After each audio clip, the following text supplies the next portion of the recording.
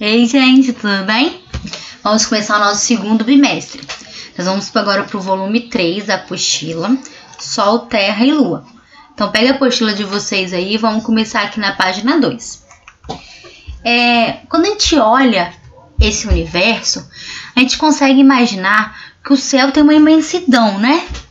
Então, a gente consegue ver os pontos iluminados, as estrelas, as nebulosas, os planetas e até mesmo alguns satélites. Então, o ser humano, desde a antiguidade, ele já procurou desvendar o mistério que é esse universo. Então, através da observação desses corpos celestes e os movimentos que esses corpos celestes fazem, desenvolveu várias teorias sobre os cosmos.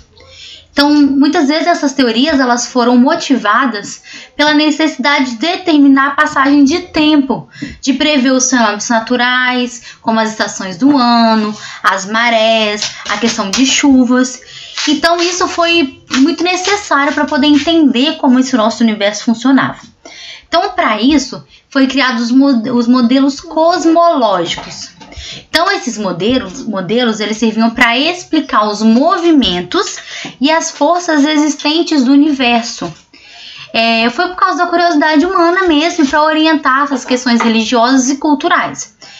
Então, vocês podem marcar aqui, construção de modelos para explicar o movimento e as forças existentes no universo foi motivada pela própria curiosidade do ser humano e orientada por questões religiosas e culturais. Então, esses modelos eles foram criados com a intenção de compreender o universo, como que se deu origem e como aconteceu essa evolução. Então, nós tivemos alguns modelos que ficaram bem em destaque. Então, o primeiro modelo que nós temos é o modelo de Ptolomeu, ou modelo geocêntrico. O que esse modelo ele falava? O que acontecia? Então, um dos primeiros modelos da era cristã foi proposta por Cláudio Ptolomeu, que é esse modelo geocêntrico. Ele falava que a Terra, que era o planeta mais importante porque era aquele que tinha vida, a Terra ficava no centro, igual você pode ver no desenho aqui, e todos os outros planetas e o Sol giravam em torno dela.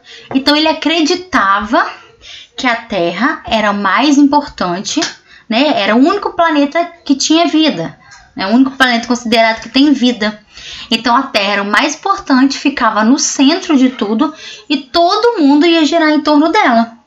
Então ele falava que era um modelo planetário, né? Todos orbitavam uma órbita diferente, cada um tinha o seu espaço, mas que a Terra ficava parada e que todo mundo girava em torno dela.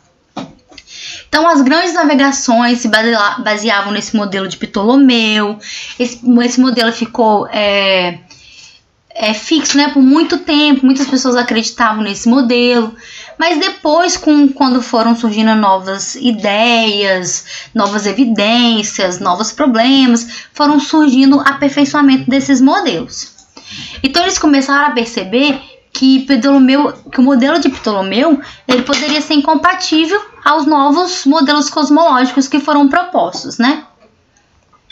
Então, lembrando, modelo geocêntrico, criado por Ptolomeu, Cláudio Ptolomeu, ele acreditava que a Terra era o planeta mais importante, porque era o único planeta que tinha vida. Então, todos os outros planetas e o Sol giravam ao redor dela. A Terra ficava paradinha, enquanto todo mundo girava ao redor dela. Então, mais tarde, veio o modelo de Nicolau Copérnico, que é o modelo heliocêntrico. Então, ele publicou sua primeira obra, que era a Evolução dos Corpos Celestes. Deixa eu voltar aqui. Então, nesse modelo heliocêntrico que ele propôs para o sistema solar, ele só tinha 6 planetas que eram conhecidos atualmente, que era Mercúrio, Vênus, Terra, Marte, Júpiter e Saturno. Ele descobriu, né, com os avanços, que todos esses planetas giravam ao redor do Sol e o Sol que ficava lá no centro. O Sol que ficava paradinho enquanto todo mundo girava. E resultava nesse movimento da Terra, que a Terra ela não ficava parada, que a Terra ela girava. Então, na época, teve o maior rebuliço, teve esse novo modelo, gerou grande impacto na sociedade. A igreja, ela não aceitava isso. Como que eu poderia trocar o sol, colocar o sol no centro, sendo que pela igreja a terra era mais importante, era a única que tinha vida. Então, com essa ideia, né, de certo modo, trocar a terra pelo sol como centro do sistema, eles acreditavam que era a mesma coisa que tirar o ser humano da condição de maior importância do universo para colocar uma outra coisa que era o Sol. Então, por isso que o livro de Copérnico, de Nicolau Copérnico, ele foi excluído da biblioteca da igreja, né? Ele considerava um livro falso, que tinha ideias falsas, que ninguém podia acreditar nisso. Então, o modelo mais aceito hoje em dia, que melhor descreve todas as estações do ano, né, o movimento dos planetas, é o modelo de Nicolau Copérnico, que é um modelo heliocêntrico, onde ele acreditava que o Sol, igual tá aqui na imagem, ó, o Sol fica no centro e todos os planetas, né, incluindo a Terra, vão girar em torno do Sol. Então aqui, não sei porque não tá aparecendo, mas deveria ter todos os planetas aqui. Então ficaria Mercúrio nessa órbita, Vênus, aí tem a Terra, que seria aqui, né, terceiro planeta, Marte, Júpiter e Saturno. Então todos os planetas, eles giram ao redor do Sol. Então, muitos outros astrônomos, cientistas, eles se baseavam nessa ideia de Nicolau Copérnico. E por isso, muitos deles foram ameaçados, foram mortos. A igreja não aceitava, excluía, que eles influenciavam a sociedade. E naquela época a igreja, ela tinha o maior poder. Então ela não podia deixar que isso acontecesse. Então aqui tem um breve resumo de como aconteceu com Nicolau, né? Quem era Nicolau? Então Nicolau Copérnico era um astrônomo polonês. Ele viveu um período em que a igreja católica detinha grande poder econômico e político. Então a igreja católica que mandava em tudo naquela época. Então, tudo que você fazia ao contrário da igreja, o que a igreja, ela não... As ideias que você tinha diferentes da igreja eram consideradas ideias falsas. Eles eram considerados hereges, era considerada heresia. Então, pela doutrina da igreja, o modelo geocêntrico era o mais adequado, onde tinha a Terra no centro, porque o homem, que era criado por Deus, era o mais importante. Não poderia ser o Sol. Para eles não tinha, de acordo com a igreja, não tinha lógica isso. Que a Terra, que era o único planeta que tinha vida, que tem um homem criado por Deus, tinha que ficar no centro, porque era a importância de tudo. Mas aí Nicolau veio para poder falar que isso estava errado, que a Terra também girava, ela não ficava parada, que não tinha condição de acontecer as estações do ano, o clima, o dia e a noite dessa forma, com a Terra parada no centro. Então ele desenvolveu esse novo modelo que a igreja não aceitou. E por isso teve outros homens, né, que compartilhavam da sua ideia e foram muito criticados. Aqui nós temos Giordano Bruno. Ele compartilhava as ideias do heliocentrismo. Ele defendeu que o universo não tinha limites e que a Terra não seria o centro, né, e o Sol seria o centro. Então o que aconteceu? Por causa das suas opiniões, porque ele expor suas opiniões, né? Então ele foi considerado um herege da igreja, um falso da igreja. E ele foi condenado à morte da fogueira. Depois nós temos Galileu Galilei. Galileu foi quem aperfeiçoou a luneta, né?